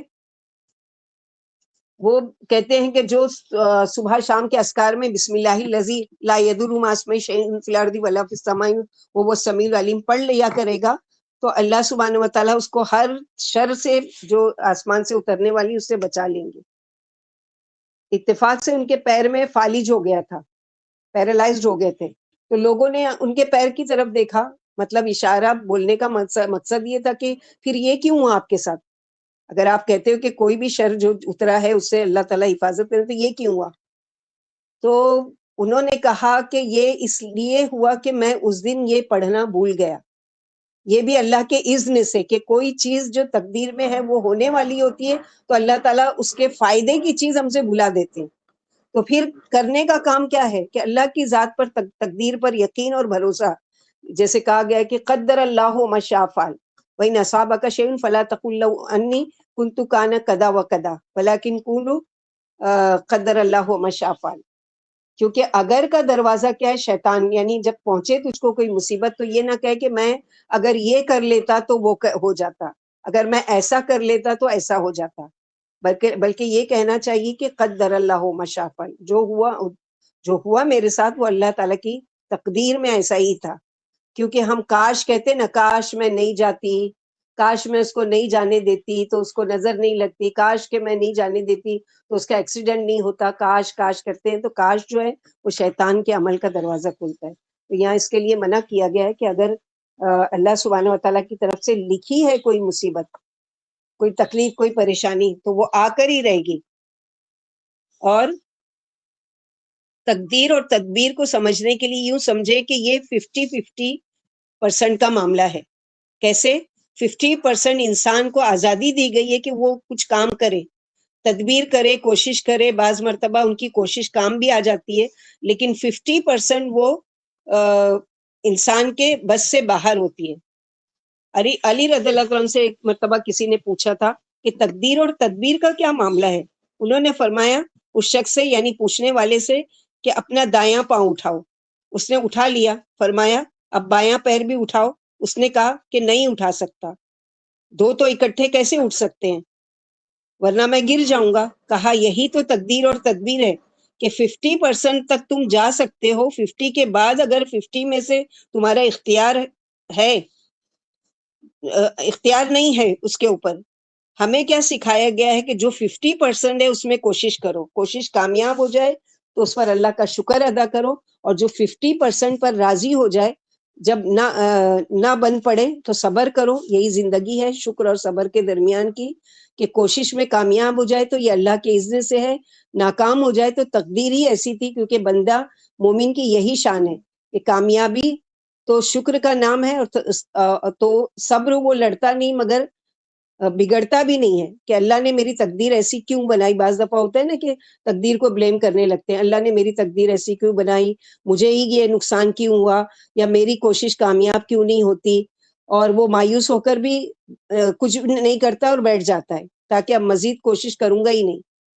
تو وہ کوشش جاری رکھنا ہے، اپنے جو کام ہے اسباب ہے وہ کرنا ہے، لیکن اللہ کی ذات پر یقین اور توکل اور بھروسہ کہ اللہ سبحانہ و تعالیٰ کی طرف سے اگر میرے لیے اس میں کامیابی ہے اس کام میں تو ضرور میری کوشش کام آئے گی. اور اگر نہیں ہے تو جیسے یہاں پر بتایا گیا کہ یعنی تمہیں جو بھلائی ملتی ہے وہ اللہ کے فضل و کرم، لطف و احسان اور رحمت و شفقت کی وجہ سے ملتی ہے، اور جو برائی پہنچتی ہے وہ تمہارے عملوں کی شامت کی وجہ سے خود تمہاری پیدا کی ہوئی ہے. جیسے سورہ شورا آیت نمبر 30 میں فرمایا وما اصابکم مصیبت، تمہیں جو مصیبت پہنچی ہو وہ تمہاری کمائیوں کی وجہ سے پہنچی، اور اللہ بہت سے گناہوں کو تو معاف بھی فرماتے. ویعفو عن کثیر. من نفسکا سے مراد بدو نیک ہے، یعنی تم پر مصیبتیں تمہارے گناہوں کی وجہ سے آتی ہیں. اور یہاں پر اللہ کے نبی صلی اللہ علیہ وسلم کی رسالت کی گواہی دی جا رہی ہے. پھر فرمایا ہم نے آپ کو لوگوں کی طرف رسول بنا کر بھیجا ہے. وَأَرْسَلْنَاكَ لِلنَّاسِ رَسُولًا وَكَفَى بِاللَّهِ شَهِيدًا، یعنی آپ کو نقصان کا مالک سمجھتے ہیں، جبکہ ہم نے بھیجا ہے آپ کو رسول بنا کر. ہم گواہی دیتے ہیں کہ آپ اللہ کے رسول ہیں، آپ اللہ کی شریعت مطہرہ کے احکام انہیں پہنچا دیں. اللہ جن باتوں کو پسند کرتے ہیں ان کی تبلیغ کر دیں، جن باتوں سے ناراض ہوتے ہیں وہ کھول کھول کر بتا دیں. آپ کی رسالت پر اللہ گواہ ہے، وہ خوب جانتے ہیں کہ آپ نے کس کس محنت و مشقت سے، کوشش سے احکام اسلام کی تبلیغ فرمائی، اور کفر و عناد کی وجہ سے لوگوں نے کس کس طرح آپ کی تردید کی اور آپ کی باتیں ٹھکرائی. آیت نمبر 80 من یطیع الرسول فقد اطاع اللہ ومن تولی فما ارسلناک علیہم حفیظا، یعنی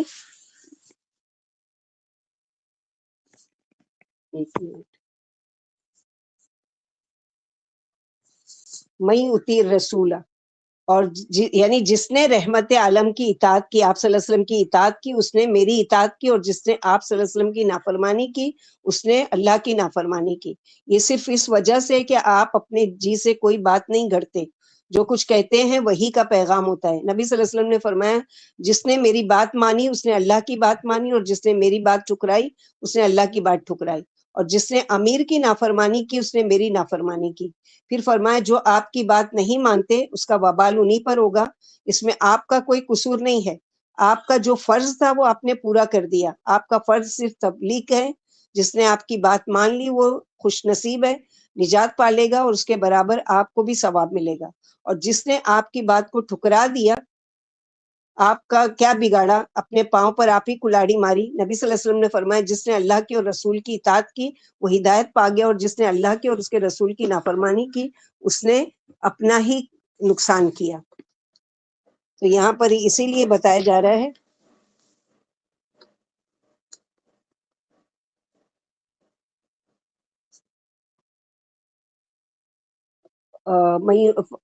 ومن تولی فما ارسلناک علیہم حفیظا، اور اگر وہ جو کوئی منہ موڑ لیتا ہے وہ اس کے لیے وہ نہیں ہے، یعنی وہ اپنا خود کا نقصان کر رہا ہے. اللہ تعالیٰ کا کوئی نہیں کچھ بگاڑ سکتا. اور آپ کو ہم نے رسول بنا کر بھیجا لوگوں کے لیے، اور اللہ اس کے لیے گواہی کے لیے کافی ہے. جو کوئی نبی صلی اللہ علیہ وسلم کی اطاعت کرے گا دراصل وہ اللہ کی اطاعت کرے گا. بڑی اہم آیت ہے کہ نبی صلی اللہ علیہ وسلم کی اطاعت صرف ایک انسان کی اطاعت مت سمجھو، بلکہ اسے دراصل اللہ کی اطاعت سمجھو. پچھلے سبق میں بھی اطاعت رسول ان آیتوں میں بھی، اور یہ اس لیے کہ ہم جس سے ہر ایک کو یہ بات لازم رہے کہ ہم لوگوں کے ذہن میں کہ دین کی کوئی بات، قرآن کی کوئی تفسیر نبی صلی اللہ علیہ وسلم کی سنت، سیرت، اقوال و افعال کے بغیر ادھوری ہے، کیونکہ بار بار اس کی طرف توجہ دلائی جا رہی ہے کہ بات پوری کی پوری، یعنی جو بھی اللہ کے رسول، جیسے کہ سورہ حشر میں ہم لوگ پڑھ چکے نا، وما آتاکم الرسول فخذوہ وما نہاکم عنہ فانتہوا، کہ اللہ کے رسول کی بھی بات ایسی ہے جیسے اللہ تعالیٰ کی، کہ جو کچھ تم کو رسول دے، یہ حکم کون دے رہا ہے؟ اللہ سبحانہ و تعالیٰ دے رہے ہیں کہ جو چیز کی بھی تم کو اجازت دے رہے ہیں یا کچھ کرنے کا کام کہہ رہے ہیں تو اس کو کر گزرو، کیونکہ وہ اللہ کی طرف سے ہے.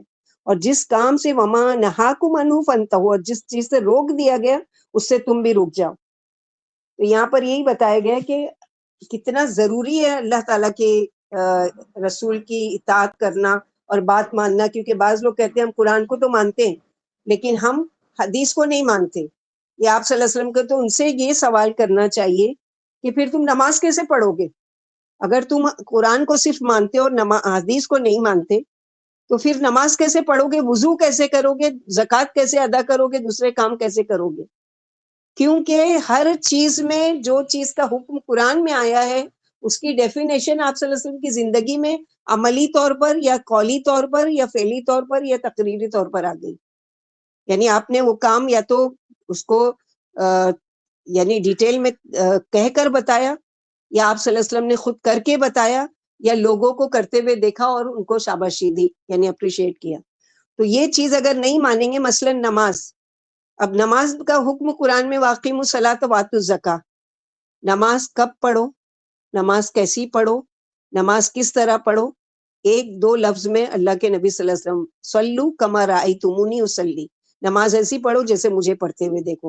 اور پھر کیسی پڑھی وہ پوری پریکٹیکل نماز کا یعنی احادیث میں موجود ہے کہ آپ صلی اللہ علیہ وسلم کس طرح اللہ اکبر کہتے تھے، کس طرح ہاتھ باندھتے تھے، کس طرح رکوع کرتے تھے، کس طرح سجدہ کرتے تھے، کیسے وضو کرتے تھے، کس طرح طہارت کرتے تھے، کس طرح، یہ ساری چیزیں. تو ہر چیز میں اطاعت کرو اللہ کی اگر تم چاہتے ہو کہ اللہ تعالیٰ تم سے راضی. جیسے سورہ آل عمران میں پڑھ چکے، قل ان کنتم تحبون اللہ فاتبعونی یحببکم اللہ، تم چاہتے ہو کہ اللہ تم سے محبت کرے تو تم اللہ کے رسول سے محبت کرو.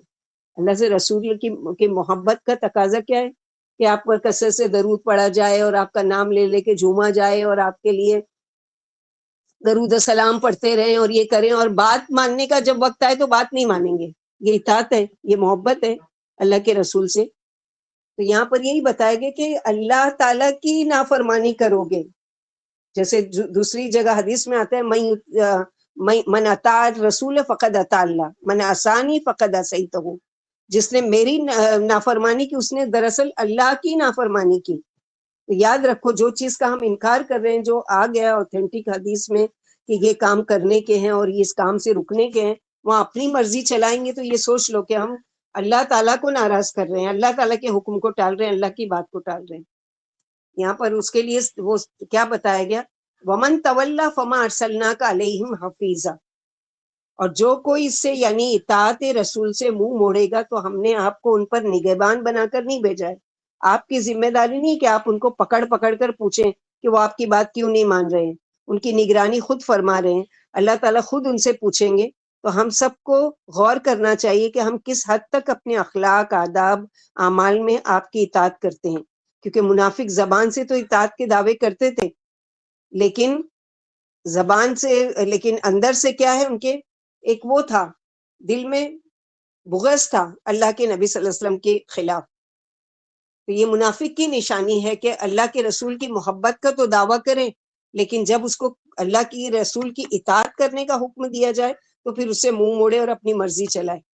وَيَقُولُونَ طَاعَةٌ فَإِذَا بَرَزُوا مِنْ عِنْدِكَ بَيَّتَ طَائِفَةٌ مِّنْهُمْ غَيْرَ الَّذِي تَقُولُ وَاللَّهُ يَكْتُبُ مَا يُبَيِّتُونَ فَأَعْرِضْ عَنْهُمْ وَتَوَكَّلْ عَلَى اللَّهِ وَكَفَى بِاللَّهِ وَكِيلًا.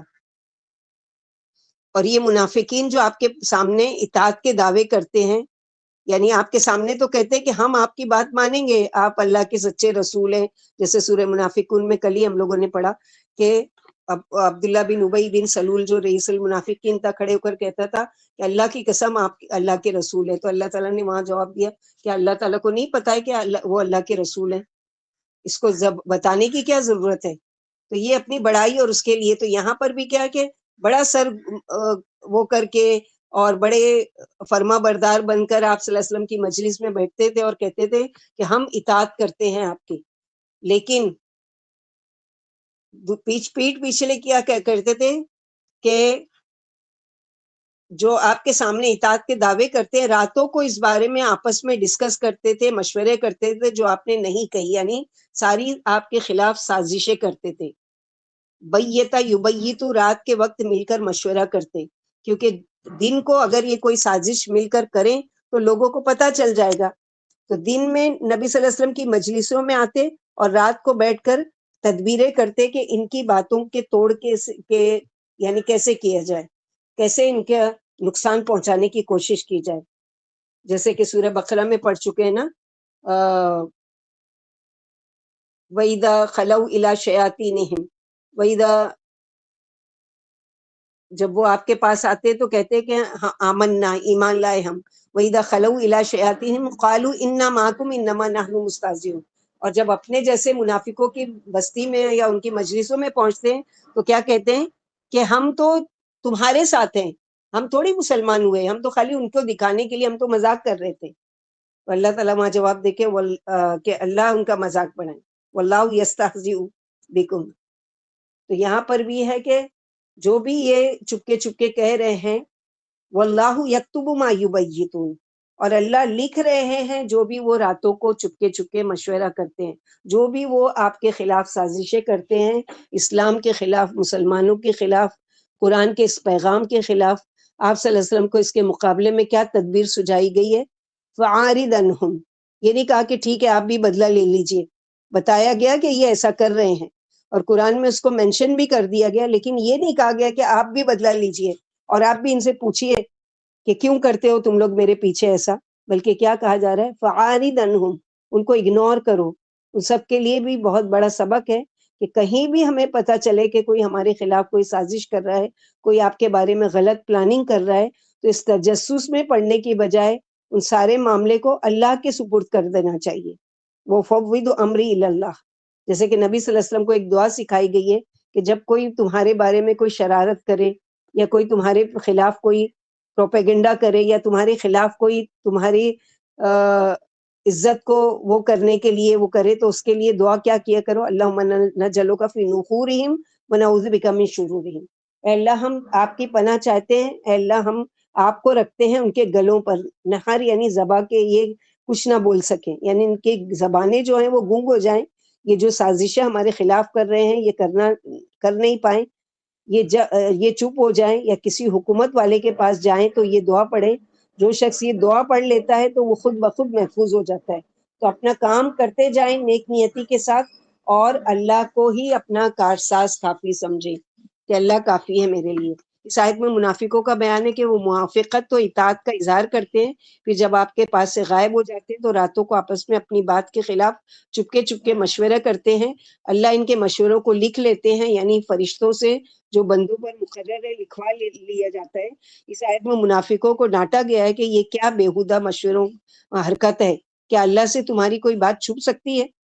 اللہ تمہارے رازوں سے خوب آگاہ ہے، تمہارے متفقہ مشوروں سے جو رسول اللہ صلی اللہ علیہ وسلم کے خلاف کیے جاتے ہیں اچھی طرح خبردار ہے۔ گو تم ظاہر میں آپ کو اپنی اطاعت و موافقت کا یقین دلا چکے ہو، لیکن اللہ تمہیں ان خفیہ ریشہ دوانیوں کی پوری سزا دینے والے ہیں۔ جیسے سورہ نور آیت نمبر 47 میں فرمایا وَيَقُولُونَ آمَنَّا بِاللَّهِ، منافق کہتے ہیں کہ اللہ پر اور اس کے رسول پر ہمارا ایمان ہے اور ہم ان کے تابع دار ہیں، پھر اس اقرار کے بعد ایک گروہ پھر جاتا ہے، دراصل وہ لوگ ایمان والے ہیں ہی نہیں۔ پھر فرمایا آپ ان سے درگزر فرمائیے، صبر و تحمل سے کام لیجئے، ان کی اس حرکت پر باز پرس نہ کیجئے، ان کی باتیں لوگوں پر ظاہر نہ ہونے دیجئے، ان سے خوف بھی مت کھائیے اور اللہ پر بھروسہ رکھیے۔ حمایت، مدد اور اعانت کے سلسلے میں آپ کو اللہ کافی ہے، کیونکہ وہ بھروسہ کرنے والوں کی اور اس کی طرف رجوع کرنے والوں کی امداد و اعانت کرتے ہیں۔ اگلی آیت ہے آیت نمبر 82، افلا یتدبرون القرآن ولو کان من عند غیر اللہ لوجدوا فیہ اختلافا کثیرا.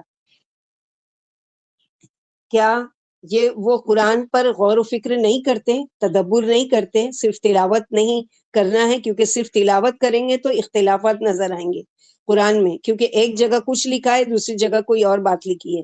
لیکن جب سمجھ کر غور و فکر کریں گے تو بات سمجھ میں آئے گی.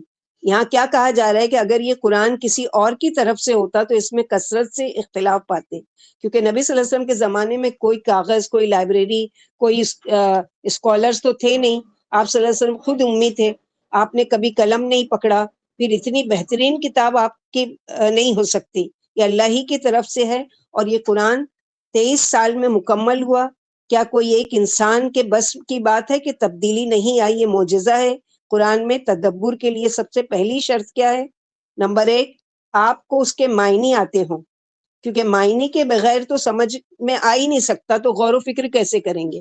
تو آپ کو اس کے لفظی معنی آنا چاہیے. جیسے ورڈ ٹو ورڈ آپ پڑھ رہے ہیں تو یہ کیا کر رہے ہیں کہ آپ ایک قدم آگے بڑھ رہے ہیں غور و فکر میں، اور اس کی ڈیٹیل جب سنتے ہیں تفسیر یا تفسیر میں پڑھتے ہیں تو اس میں غور و فکر کرنے کا مزید موقع ملتا ہے کہ یہ آیت میں کیا فرمایا گیا، اور اس آیت کا شان نزول کیا ہے، یا اس کی وجہ کیا ہے، یا اس میں کس چیز کے لیے کرنے کو کہا گیا ہے، کس کام سے روکنے کو کہا گیا ہے.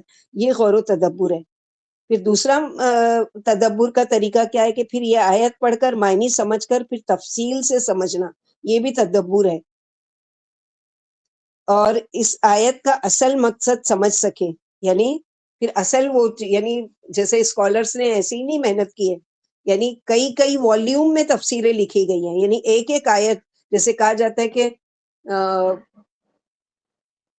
امام ابن جوزی یا کون سے وہ اسکالر ہیں، انہوں نے صرف الحمدللہ سورہ فاتحہ پر 7 والیوم میں تفسیر کی ہے. سوچو کتنی ڈیٹیل میں ہوگی. تو یہ جتنا جتنا اس کی گہرائی میں اترتے جاتے ہیں، جتنا غور و فکر کرتے جاتے ہیں، اتنا زیادہ قرآن کا جو وہ چیزیں ہیں ہم پر کھلنے لگتی ہیں، اور شوق پیدا ہوتا ہے. تدبر کرنے سے فائدہ کیا ہے کہ قرآن کو مزید پڑھنے کا شوق پیدا ہوتا ہے.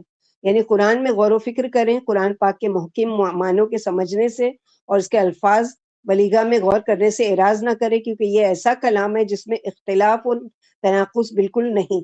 یہ مقدس کلام اضطراب و تعارض سے پاک و صاف ہے، کیونکہ یہ اس کے پاس سے اترا ہے جو بڑی حکمت والے اور بل اتفاق زبردست بڑائیوں والے اللہ کی طرف سے.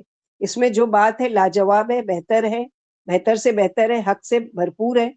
جیسے کہ سورہ محمد میں بھی ایسی ہی آیت آ چکی ہے، آیت نمبر 24، افلا یتدبرون القرآن. یہ لوگ قرآن کے میں کیوں غور و فکر نہیں کرتے؟ کیا ان کے دلوں پر تالے لگ گئے ہیں؟ قرآن کے اللہ تعالیٰ کی طرف سے ہونے کی دلیل کہ اللہ تعالیٰ خود فرما رہے ہیں اگر یہ غیر اللہ کا کلام ہوتا اور خود سے تراشا ہوا ہوتا اور گھڑا ہوا ہوتا، جیسے کہ بعض جاہل مشرک کہتے تھے یا بعض نادان منافقوں کی رائے ہے، اس میں اختلاف ضرور ہوتا، اضطراب و تضاد ہوتا، بہت سی باتیں آپس میں ٹکراتی، کہیں کچھ ہوتا اور کہیں کچھ ہوتا. اب چونکہ اختلاف و اضطراب سے یہ کلام پاک ہے، لہٰذا یہ اللہ کا کلام ہے. جیسے کہ سورہ آل عمران آیت نمبر 7 میں فرمایا والراسخون فی العلم، گہرے علم والوں نے کہا کہ ہم نے اسے مان لیا، سارا قرآن ہمارے رب کی طرف سے ہے. یعنی اس کی محکم اور متشابہ آیتیں سب اللہ ہی کا کلام ہے. اسی وجہ سے ان ماہر علماء نے اس کے متشابہات کو محکمات پر لوٹایا اور صحیح رائے اختیار کی، مگر ٹیڑے دل والوں نے اس کے محکمات کو متشابہات پر ڈالا اور گمراہ ہو گیا. آل عمران میں محکم آیتیں وہ ہیں احکام والی، جو آرڈر دیا گیا ہے، جو واضح ہے، یعنی ہر انسان پڑھ لے تو سمجھ سکتا ہے. مثلا کہا جا رہا ہے نماز پڑھو اور زکوٰۃ دو، یا پھر جہاد کے لیے نکلو، یا پھر اللہ کی راہ میں مال خرچ کرو. تو یہ کامن چیزیں ہیں جو عام انسان اگر اس کا معنی پڑھ لے تو سمجھ سکتا ہے. لیکن کچھ چیزیں ایسی ہیں جو متشابہات میں سے، یعنی اس کے معنی کو سمجھنا بہت مشکل ہے، تو اس میں زیادہ غور و فکر وہ کرتے ہیں جو صحیح معنوں میں اسکالرس ہیں. اس میں زیادہ اپنا دماغ نہیں کہ ایسا کیوں اللہ تعالیٰ نے یہ کیوں بنایا، یہ کیوں کیا، اس میں زیادہ وہ نہیں، اس میں ڈیپ میں جانا چاہیے، یا اس میں نہیں جانا چاہیے. جو چیز ہمارے عقل میں آئے وہ تو ٹھیک ہے، ورنہ کوشش کرے، لیکن اگر نہیں کر سکے تو پھر اس کے لیے یہ نہیں کرے کہ پیچھے لگ جائے اور پھر اس سے اعراض برتے یا اس کو چھوڑ دے. ایسا نہیں ہونا چاہیے. وَإِذَا جَاءَهُمْ أَمْرٌ مِّنَ الْأَمْنِ أَوِ الْخَوْفِ أَذَاعُوا بِهِ وَلَوْ رَدُّوهُ إِلَى الرَّسُولِ وَإِلَى أُولِي الْأَمْرِ مِنْهُمْ لَعَلِمَهُ الَّذِينَ يَسْتَنبِطُونَهُ مِنْهُمْ وَلَوْلَا فَضْلُ اللَّهِ عَلَيْكُمْ وَرَحْمَتُهُ لَاتَّبَعْتُمُ الشَّيْطَانَ إِلَّا قَلِيلًا۔ اور جب آتا ہے ان کے پاس کوئی معاملہ، ان سے مراد منافقین، کوئی خبر جب آتی ہے امن سے متعلق یا خوف یعنی جنگ سے متعلق، مسلمانوں کی کامیابی سے متعلق یا دشمن کی ہلاکت کے متعلق یا آپ صلی اللہ علیہ وسلم کی ذاتی زندگی کے بارے میں، تو یہ منافق کیا کرتے ہیں؟ تو ان سب باتوں کو مشہور کر دیتے ہیں بغیر سوچے سمجھے، جیسے کہ سورہ حجرات میں کہا گیا ہے نا کہ ہر سنی سنائی بات کو آگے مت پھیلاؤ، تو اس کو کیا کرتے ہیں؟ بغیر سوچے سمجھے اس کو آگے پھیلانے لگتے ہیں۔ تو حدیث میں کہا گیا کہ کسی آدمی کے جھوٹا ہونے کے لیے یہی بات کافی ہے کہ وہ ہر سنی سنائی بات کو آگے سنا دے، جو ہماری اکثریت کی عادت ہے کہ بات کی باریکی کو سمجھتے نہیں، فوراً آگے بڑھا دیں گے۔ تو یہ صفت ایک مسلمان کی نہیں ہو سکتی، منافق کی ہو سکتی ہے، کیونکہ ایک مومن اپنی زبان کو بہت سوچ سمجھ کر احتیاط سے زبان کھولتا ہے، کیونکہ اس کو پتا ہے کہ جو کچھ میں بولوں گا اس کا مجھے حساب دینا پڑے گا، کیونکہ ایک ایک لفظ کیا لکھا جا رہا ہے، ان منافقوں کو اس کا حل بتایا جا رہا ہے کہ ان کو کیا کرنا چاہیے۔ اگر کوئی بات سنی ہے تو اس کو سب سے پہلے تو تحقیق کس سے کرنا چاہیے؟ اللہ کے رسول صلی اللہ علیہ وسلم سے آ کے پوچھنا چاہیے کہ کیا یہ بات صحیح ہے؟ وَلَوْ رُدُّوهُ إِلَى الرَّسُولِ وَأُولِي الْأَمْرِ، یا اگر اس کو لوٹاتے پھیرتے رسول صلی اللہ علیہ وسلم کی طرف، یعنی جب کوئی معاملہ سنتے تو ان کو چاہیے تھا کہ وہ نبی صلی اللہ علیہ وسلم سے کنفرم کرتے کہ بات یہ صحیح بھی ہے، ہم نے ایسی بات سنی ہے، کیا یہ صحیح ہے یا نہیں ہے، اور یا تو صاحب امر یعنی صحابہ کرام کے پاس جاتے۔ استنباط نون با تا سے کنواں کھود کر پانی کا نکالنا، کسی چیز کا کوشش کے بعد جڑ تک پہنچ جانا، کیونکہ یہ جو افواہیں ہیں یہ معاشرے میں بہت بڑی خرابی پیدا کرتی ہے، تو بات کو سمجھنے کے لیے جڑ تک جانا ضروری ہے، کیونکہ ایک مسلمان کی کوالٹی کیا ہوتی ہے کہ ترکہ لا یعنی مالا یعنی، ہر وہ بات جو بے معنی ہو، بے مقصد ہو، جو غیر ضروری بات ہو، ان کو ترک کر دیتے ہیں، چھوڑ دیتے ہیں۔ کسی کی غیبت ہے، کسی کی چغل خوری ہے، کسی کی بات، یا سارے مکروہ کام۔ اور یہاں پر اللہ سبحانہ و تعالیٰ یہی فرما رہے کہ وَلَوْلَا فَضْلُ اللَّهِ، اگر اللہ کا فضل نہ ہوتا تو تم پر اور اس کی رحمت، تو تم شیطان کے پیچھے لگ جاتے، مگر بہت تھوڑے تم میں سے، کیونکہ شیطان انہی راستوں سے مسلمانوں پر حملہ آور ہوتا ہے، انہی طریقوں سے ان کے اعمال خراب کرتا ہے، جذباتی ریئیکشن۔ شیطان تو چاہتا ہی ہے کہ لوگ لڑیں جھگڑے فساد کریں، اس میں مشغول رہیں تاکہ کوئی نیک کام نہیں کر سکے۔ تو یہاں پر یہی بتایا گیا کہ اگر تم اس کی پیروی کرو گے، یعنی جب ان کے پاس امن کی یا خوف کی خبر آتی ہے تو اسے پھیلا دیتے ہیں، یعنی تحقیق سے پہلے کسی خبر کے پھیلانے میں جلدی کرنا ٹھیک نہیں ہے۔ کبھی خبر جھوٹی اور محض اڑائی ہوئی افواہ ہوتی ہے۔ نبی صلی اللہ علیہ وسلم نے فرمایا انسان کے جھوٹا ہونے کے لیے یہی کافی کہ وہ ہر سنی سنائی خبر کو بلا تحقیق کے بیان کر دے۔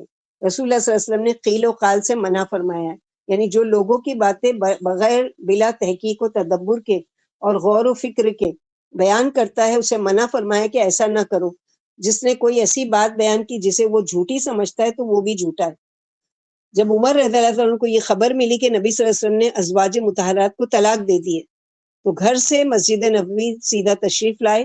لوگ بھی اس بارے میں گفتگو کر رہے تھے۔ آخر نبی صلی اللہ علیہ وسلم سے اجازت لیے بغیر نہ رہے اور آپ سے جا ہی پوچھا، کیا آپ نے عورتوں کو طلاق دے دی ہے؟ فرمایا نہیں۔ کہتے ہیں یہ سن کر میں نے اللہ اکبر کہا کہ جو افواہ پھیلی ہوئی ہے کہ نبی صلی اللہ علیہ وسلم نے اپنی بیویوں کو طلاق دی، تو الحمدللہ آپ کے منہ سے سن کر مجھے خوشی ہوئی کہ یہ سب سنی سنائی باتیں ہیں، یعنی ہوائی کیا اڑ رہی ہے اور حقیقت کیا ہے۔ میں نے پوچھا کہ آپ نے انہیں طلاق دے دی؟ فرمایا نہیں۔ آخر میں نے مسجد کے دروازے پر کھڑے ہو کر بلند آواز سے اعلان کر دیا کہ آپ نے ازواج مطہرات کو طلاق نہیں دی، اور اللہ تعالیٰ نے یہ آیت اتاری، وہ میں ہی تھا جس نے اس ہوائی کی تحقیق کی تھی۔ استنباط کے معنی کسی چیز کو کان سے کھود کر نکالنے کے ہیں، اور مراد یعنی معنی کی تحقیق کرنے کے ہیں۔ یعنی کچھ لوگ ایسے ہونا چاہیے کہ جو کیا ہے، منہم لعلمہ الذین یستمعون، کہ ان میں سے البتہ اس کو وہ جان سکتے ہیں وہ لوگ جو اس کی گہرائی تک بات پہنچتے ہیں۔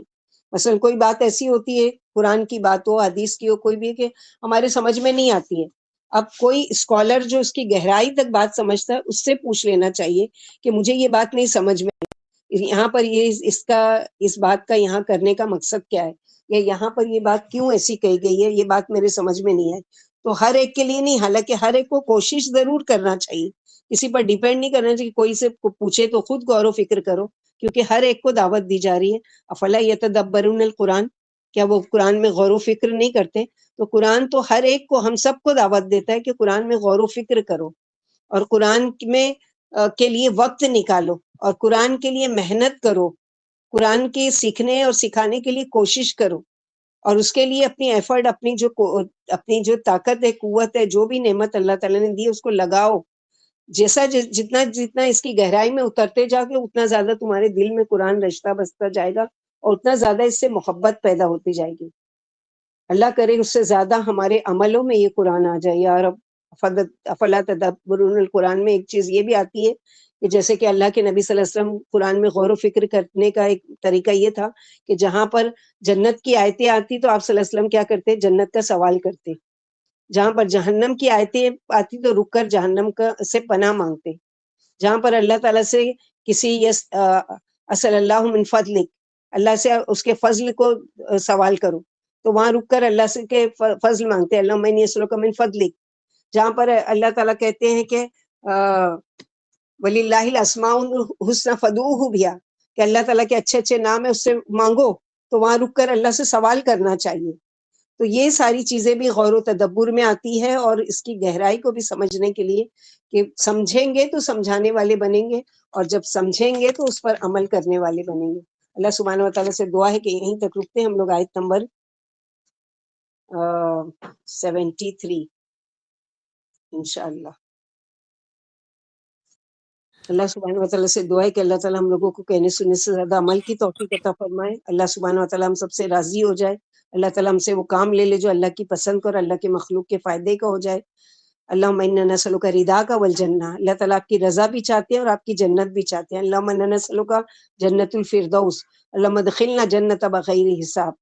اور قرآن میں غور و تدبر کے لیے دعا کرتے ہیں، اللہم آتنی الحکمہ ومن اوتیتا فقد اوتیا خیرا کثیرا۔ اللہ تعالیٰ آپ سے اس قرآن کو سمجھنے کے لیے ہم حکمت مانگتے ہیں، حکمت کا سوال کرتے ہیں کہ جس کو قرآن میں غور و تدبر کرنے کے لیے حکمت دے دی گئی اس کو خیر کثیر سے اللہ تعالیٰ نے نوازا۔ ربنا تقبل منا انک انت السمیع العلیم وتب علینا انک انت التواب الرحیم۔ سبحان ربک رب العزۃ عما یصفون وسلام علی المرسلین والحمد للہ رب العالمین۔ سبحانک اللہم وبحمدک اشہد ان لا الہ الا انت استغفرک واتوب الیک۔ السلام علیکم ورحمۃ اللہ وبرکاتہ۔